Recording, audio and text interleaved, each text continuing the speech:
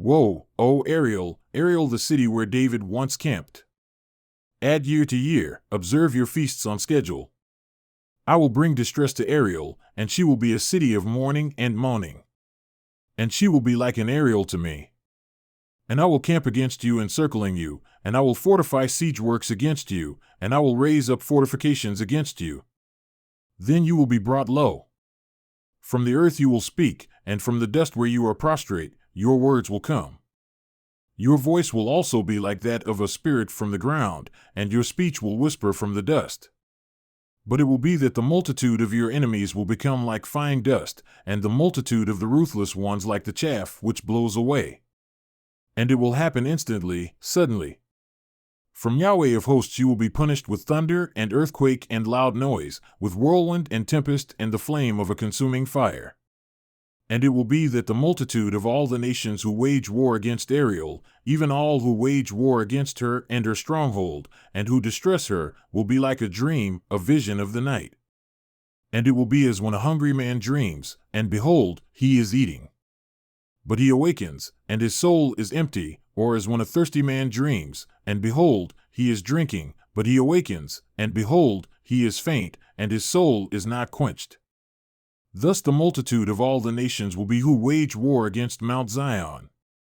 Astonish yourselves and be astonished, blind yourselves and be blind. They become drunk, but not with wine. They stagger, but not with strong drink. For Yahweh has poured over you a spirit of deep sleep. He has shut your eyes, the prophets. And he has covered your heads, the seers. The entire vision will be to you like the words of a sealed book, which when they give it to the one who is literate, saying, "Please read this," he will say, "I cannot, for it is sealed." Then the book will be given to the one who does not know how to read a book, saying, "Please read this." And he will say, "I do not know how to read a book."